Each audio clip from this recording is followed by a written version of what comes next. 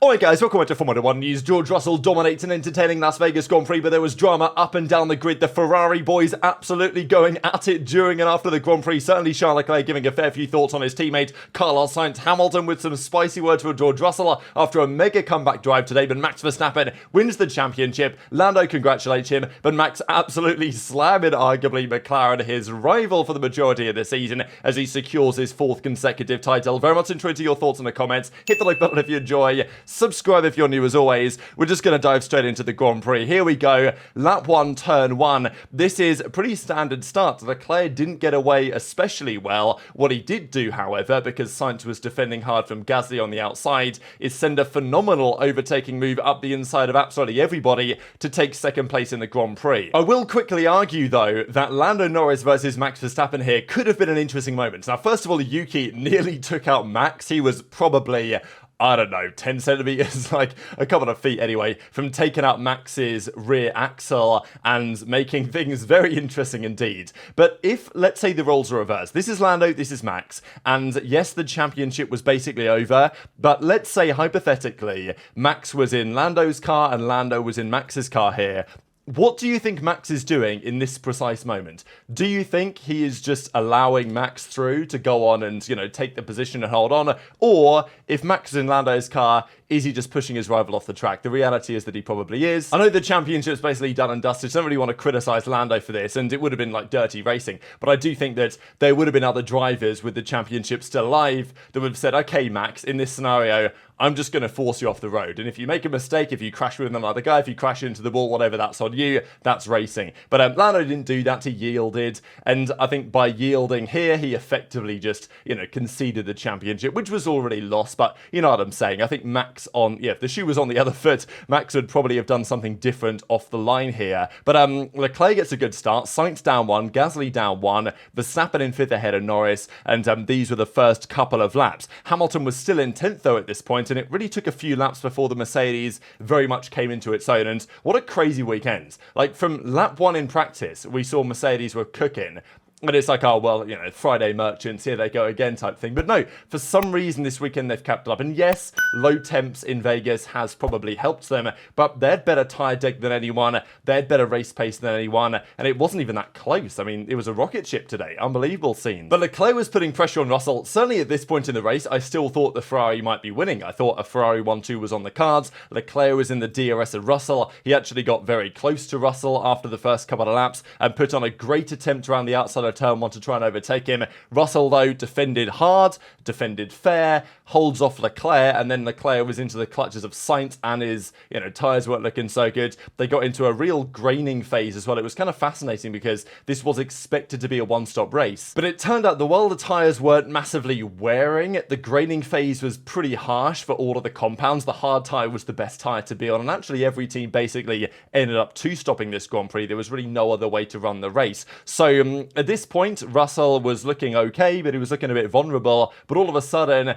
that lead started to come up quite substantially. Verstappen got the move done on Gasly after a few laps. Of course, we talked about the relatively good straight line speed of the Alpine, but wasn't enough to hold Verstappen back for more than a couple of laps. And Leclerc at this point was a 10th behind Russell, but couldn't quite get the move done in the end. We fast forward though to lap 8. This is when the Mercedes has started to come into its own. Leclerc had fallen back because his tyres were in a tough spot, and this is where the drama really began. So Leclerc was struggling. It seemed like the team orders before the Grand Prix were meant to be, okay, in this phase of the race, hold stations, no overtaking, whatever. But Sainz goes for the move, gets the overtake done on Leclerc, and Verstappen gets past Leclerc shortly afterwards as well. So all of a sudden, it was all changed at the front of the race, but Russell was just driving away with it at this point. 5-second lead, 6-second lead, up to a 10-second lead. But this is when it was quite clear that Mercedes was the class of the field, because Russell was putting out a lead out front, and Hamilton was making moves everywhere, overtaking Piastri, overtaking Tsunoda, getting Gasly, Norris, etc., etc. But things got interesting in the pit stop phase. So we were only on lap 10. Norris came in, Leclerc came in, they went way down the field. Perez had started on the hard, so he was making a bit of progress. And it's funny with Perez, because whenever you watch Max, you see, oh, he's battling a McLaren or a Mercedes or a Ferrari. Whenever they look back at Perez, he's battling, a Sauber or like an Alpine or something like that. It's never really pretty. And here was lap 10 when, this was Verstappen getting past Sainz actually for second in the race. So in this stint, the Red Bull was stronger. Verstappen was looking good, maybe to put a challenge even on Russell to win the Grand Prix and secure the World Championship in style. At the same time, Hamilton had just got past Tsunoda. He was just about to get Gasly. So Hamilton was cooking as well, and he wanted to stay out longer, but the team didn't let him. Everyone boxed, and to be fair, I think if Hamilton had stayed out too much longer, it would have probably compromised his race. So it was a crazy day where Mercedes got like everything right. The car was mega, the pit stops were mega, and the strategy was damn good as well in general. So this, though, talking of strategies not being so good, this is Esteban Ocon, and I know that teams were having radio issues here for some reason, but he comes into the pit lane, and there is one mechanic standing in the pit box of his team. So he literally just has to drive through the pits, do another lap, and then pit again. So he basically took a drive-through penalty for no reason at all, and it put him way down the order. You guys now see he's in 19th place, just ahead of Stroll, who also had a bit of a disaster. Hamilton wasn't happy either with the decisions made by Mercedes at the time, but in the end it was the right call, especially because it was going to be a two-stop race in the end. So Perez at this point was actually second. Hulkenberg was yet to pit, as was Magnussen, of course. Great drive again from Hulkenberg today, scoring points kind of out of nowhere again for Haas, putting them now solid 6th in the World Championship. This is when Hamilton comes out the box, and his radio engineer Bono is basically telling him, like, had we stayed longer, it would have probably got worse for us. And to be fair, Hamilton then just went on an absolute tear over the next few laps and overtook absolutely everybody. And this is on lap 16. Poor Pierre Gasly, man. What a disaster class. Like, it's so sad, isn't it? This Alpine team. He qualifies third somehow for the Grand Prix, and then his engine blows up and he's got to retire. So that was unfortunate. But at this point, Russell was already 10 seconds clear. Like, the Mercedes was so fast, it was almost absurd. And Hamilton was making moves on Lando, and after the pit stop, of course, at this point, Lando knew it was over as well. Like, the championship was done. All Verstappen had to do was outplace him, really, and even, didn't have to outplace him by that much, depending on the finishing positions. Again, the McLaren, despite being the class of the field, such a strange season, an entertaining season, absolutely, but such a strange season where the McLaren looks like the best car on the grid for some time, and then on some weekends, it's kind of just nowhere. Is this no water in the tyres cheese? I don't really think so. I think it is just track condition dependent. McLaren were terrible here last year. They were not good here this year either. So even if Brazil hadn't have happened, with Verstappen, the championship was probably cooked anyway for Lando. But Hamilton gets through on Lando. He then was trying to get through on Leclerc and then, of course, catch up to the Ferraris. That was more challenging though. Leclerc, excellent defensive driver, did a very good job managing his battery as well, and getting the move done to defend when necessary at the end of the strip. And then we started to see Perez come into the pits, of course, already, despite the fact that he was only on the hard tyres at the start. On lap 18, he's boxing. I'm sure the plan was going to be to go long with Checo and then pit once at the end for a medium or a soft, but no, they, had to pit very early, so it was quite clear the two-stop was potentially on the cards here. Hamilton was getting close to the back of Leclerc, but could never quite get the move done until it then became relatively clear that this was going to be a two-stop Grand Prix, and that's when some of the front runners started to come in. Now, Sainz and Leclerc were beefing all over the shop here on track, and this continued. Hamilton was right behind both of them, setting purple after purple after purple as well. I mean, look at Lando drop back 9 seconds to this battle, just on the pure pace that Hamilton had, and also the Ferraris were quick as well. Verstappen, needed to be concerned. On the hard tyres, he needed to be, and certainly he was. This moment, though, was when Mercedes decided, okay, it's time to pull the undercuts, because this is going to be a two-stop Grand Prix. Hamilton's here compared to the two Ferraris. No-brainer. Pull the undercuts, get the job done. That's what they do. And as Hamilton comes into the pits, Sainz comes in ahead of him to cover off the undercuts, and then Ferrari tell him, so, Ferrari have been better lately, but there was some mess up here. I think it was Ferrari basically didn't have, the facilities in the pit lane, and then Sainz cuts the pit exit line back onto the track, which on paper you'd think that's a penalty guaranteed slam dunk every single time. I'm not sure exactly why it wasn't, The theory goes that in the race director's notes, they may have noted, just because it's kind of a confusing pit entry, really. It's a fast left-hander, and, the way the lines work, there's lots of lines. So it's possible that the race director said, okay, if you cross that accidentally, then it's just like a track limits violation rather than a penalty. So I think that's why Sainz managed to get away with this. But Verstappen also boxed the same time, and he also had a bad lap just before this one. So Hamilton was like barely behind him at all. And Hamilton had, I think, a 2.6 second stop here. Russell was getting 2.4s. Hamilton's other stop was like a 2.5. So Mercedes were just on fire. Like, what's going on? How is this team all of a sudden looking competent again in every domain? Russell said on Friday they discovered something, and obviously, Hamilton's feedback on the car and Russell's feedback on the car, they've developed it. They brought that upgrade a few rounds ago that seemingly now they've unlocked something out of. And I mean, it's so fascinating, isn't it, that we now have 7 different drivers that have won multiple races this season. I don't think that's never happened in Formula 1 history before. I think in 2012 there were 6 drivers maybe that had 2+ race wins. This year there have been 7. It's everyone but Perez basically on the top teams, and that's like crazy to think about, especially going into next year, where all of a sudden it's like, hang on a second, who's next year's championship fight going to be between? And Mercedes going to be right there? Maybe at Las Vegas or cooler tracks? I don't know. Certainly possible. But I just wanted to take a quick detour to discuss the Ferrari drama, because since the start of the Grand Prix, and to be honest, since the start of their career teaming together, it's been dramatic between Leclerc and Sainz. Generally speaking, Leclerc will try and follow the team game. Whatever they've said, Leclerc will do, and generally is the faster driver than Carlos. Sainz often he's a one-man team. Sometimes, right? Sainz will make his own strategies, he'll make his own decisions, and often to the benefit of himself to, score podiums, as he did today, which commendable for sure. But Leclerc wasn't so happy about it. So there were multiple occasions where Charles was either asked to let go, or when, Sainz was asked to yield to Leclerc because he was faster at that point, but he was like, yeah, nice swap, we took too long on that, basically, I'm killing my front going through this whole thing.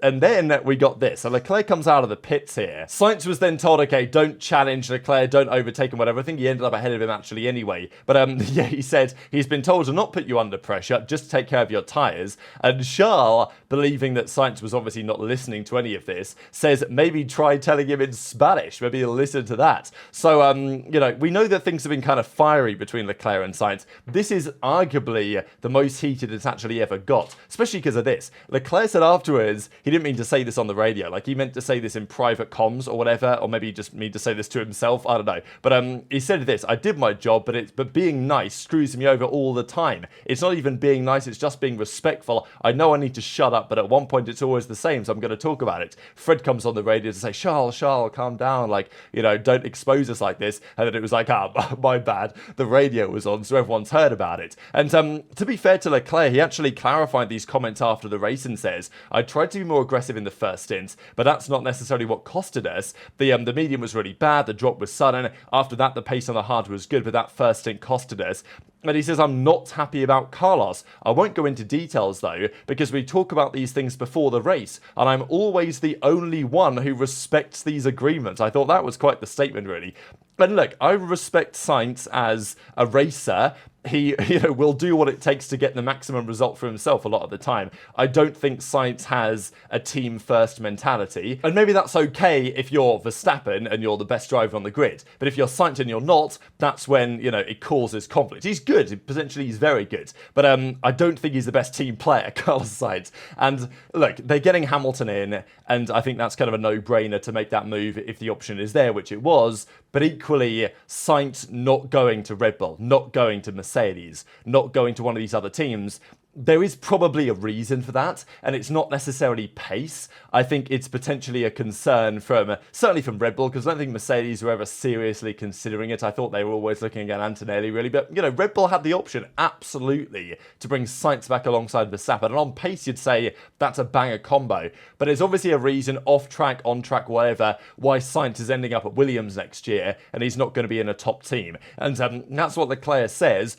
I'm the only one who respects these team agreements before the race. From now on, I'll be thinking about myself only. It's a shame I could get more points on Norris. So, yeah, spectacular comment in many ways. But let's get back to the Grand Prix. So Russell's leading by 15 seconds here from Leclerc. Hamilton's trying to make moves through the field. Obviously, he undercuts Sainz. Leclerc was yet to box at this point. He was about to overtake Verstappen, which he eventually did. It's like, what year am I living in? Hamilton's overtaking Verstappen in a Red Bull very, very comfortably indeed. This wasn't even like Verstappen had nothing at all to fight with here against the might of the W15 somehow around this circuit. So then Russell comes into the box as well. He ends up about 11 seconds ahead of Hamilton after this whole thing. So Hamilton just had a mega recovery drive. And yeah, he got driver of the day. People are going to say, oh, Perez driver of the day award where he qualifies bad and comes through the field. But, I think this was different to a Perez driver of the day because Hamilton overtook some very competitive cars and also made massive inroads on his own teammate. Like, Perez was never really doing that, was he, when he was getting these driver of the days by qualifying bad and coming through the field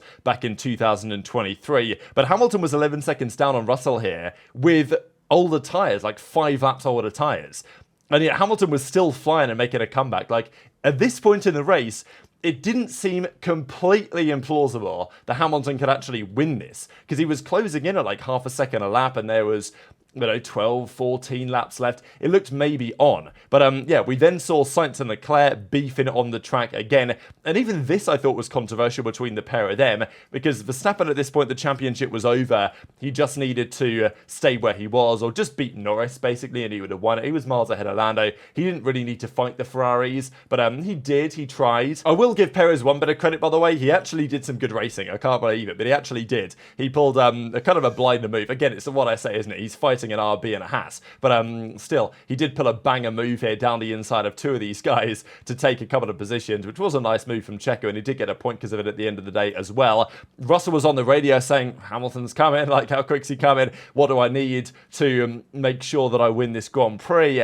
And his engineer, of course, was telling him what was necessary. Hamilton was banging in purple after purple after purple. And look, had he qualified better, we could have had a very different story on our hands here today. But this is when Verstappen was eventually passed by Sainz, and then instead of driving off into the distance, it seems like Sainz, maybe this wasn't true, but it seems like Sainz was kind of keeping Verstappen in the DRS in order to defend from Leclerc on some level, and maybe that annoyed Leclerc potentially as well. But the race comes to a conclusion, basically as it stands. Of course, the 2 Ferraris end up getting past Verstappen. Hamilton closes in on Russell, but it wasn't quite enough, and Russell, of course, had more tyre life at the end of the race and pulled out roughly a 7-second advantage. That's where it ended, but of course, Hamilton started 9 places or so back, no safety cars involved. So, yeah, mega drive from Hamilton, and I think he showed after the difficulty in Brazil, obviously, that Hamilton, as soon as the car is there, he's got it. The difficulty for him, of course, has been qualifying on the Saturday.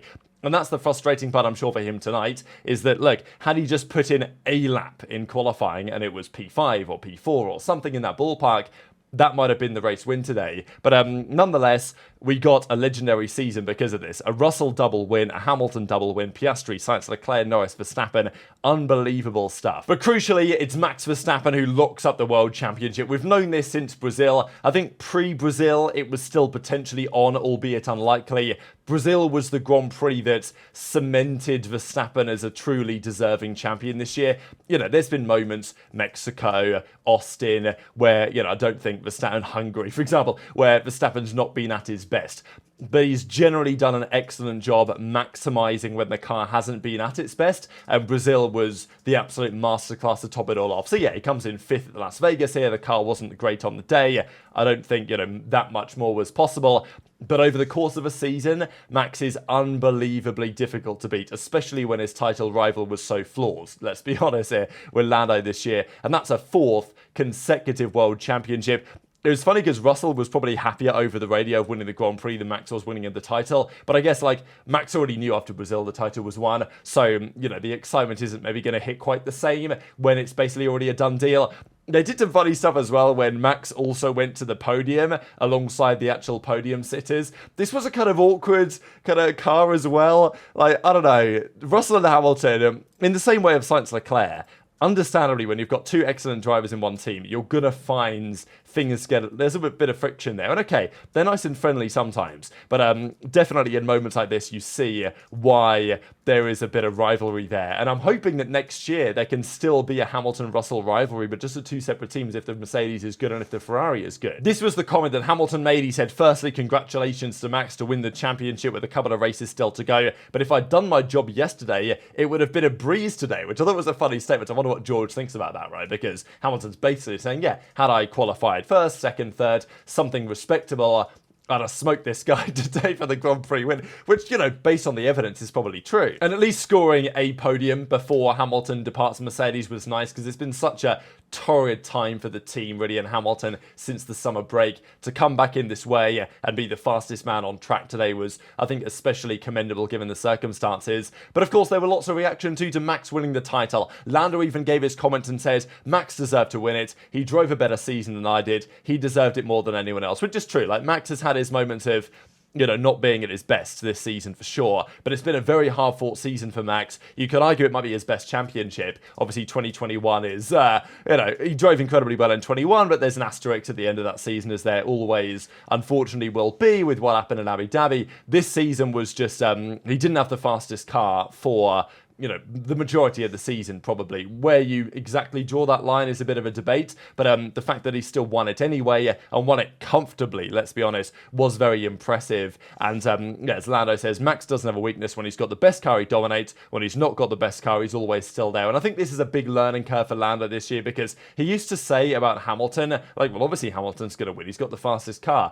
Lando's realised this year that it's far more complicated than that. And Max went on to say that last year, of course, it was dominant, which was incredible. And even Max after last year said, yeah, the RB19, I'm never going to have a car like that again in my career. But he says, I'm very proud of this season. I think for 70% of the year, we didn't have the best car, which is possibly about right. I think there were a few rounds like Imola and like even Hungary, but somewhere around those kind of Grand Prix, it was kind of a debate really between whether the Red Bull was faster, whether the McLaren was faster. And then kind of towards the end of the season, it was quite clear the Red Bull wasn't the fastest car. But yeah, Brazil, that really cemented the victory. And the funny comment was this one, right? Because Zach Brown made that comment a while ago saying, oh, well, you know, Max, he's only doing it because he's got the fastest car. And basically, I think the point that Zach made is if he put his drivers in Max's Red Bull, then it would be, you know, Max would be getting smoked type thing, right? And I'm not sure that's true at all. But the point being from McLaren and Zach Brown were making that, like, yeah, Max is only winning because of the fastest car. And clearly, Max took that comment to heart, or at least he made a note of that comment when it was made. And then he went on to say after the race today for Zach Brown, like, what are you talking about, mate? You said I could only win with the fastest car. What was that all about on track today when, you know, the McLaren is meant to be the fastest car? Of course it wasn't this weekend, and that is what makes Formula One right now just so fascinating. So he joins a club of, it's Vettel and Prost as four-time world champion winners, and he joins a very elusive club as well of drivers to win 4 straight championships: Schumacher, Hamilton, Vettel, and of course Fangio way back in the 50s. So you know, can he go one further? Can he win 5 in a row next year? That's going to be a serious challenge, because it's unlikely that Red Bull are going to have the performance advantage at the start of next season as they enjoyed at the start of this year, where Verstappen really built up that championship lead. But hit the like button if you enjoyed, subscribe if you're new, take care, and I'll see you next time.